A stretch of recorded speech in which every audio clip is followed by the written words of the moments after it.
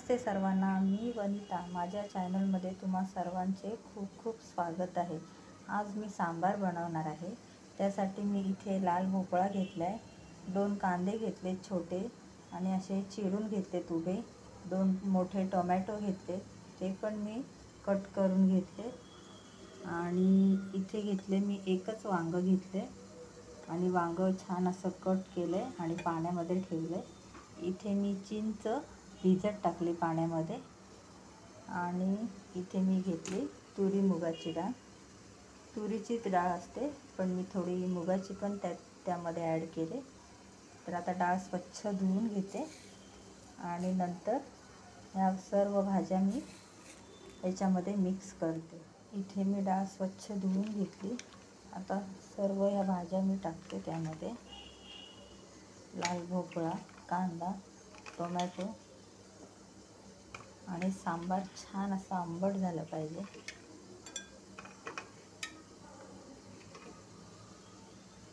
इथे वांग पण टाकून घेते।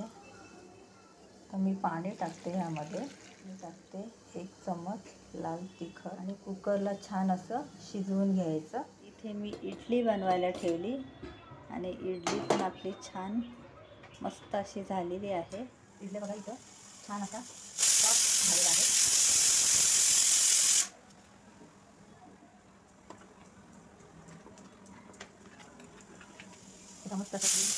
इथे बघा इडल्या अशा मस्त झालेल्या आहेत। डाळ आणि सर्व भाज्या शिजून झालेल्या आहेत, मस्त शिजले आणि छान असं आता आपल्याला बारीक मिक्स करून घ्यायचं आहे। इथे मी सांबारामध्ये पाणी ओतले आणि किती पाणी पाहिजे त्याप्रमाणे तुम्ही घट्ट किंवा पातळ करू शकता। तर आता मी फोडणी देते। इथे मी कढई ठेवली, त्यामध्ये तेल टाकले, तेल तापलेलं आहे। आता इथे टाकते मी मोहरी। माझ्याकडे कढीपत्ता नाही आहे तर जाऊ दे।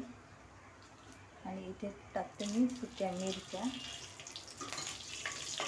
सांबार पटकन होतं, सांबार बनवण्यासाठी वेळ नाही लागत। सांबार ओतून घेते कढईमध्ये।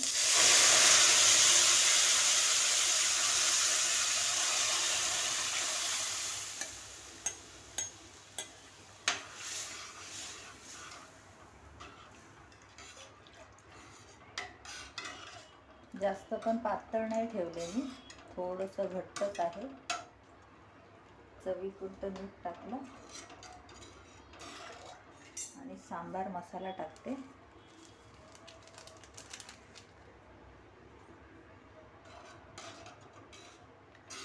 आणि इथे चिंचेचं पाणी। 5 मिनिटं छान असं शिजून द्यायचं आणि नंतर गॅस बंद करायचा। हे सांबार आपलं छान असं तयार झालंय।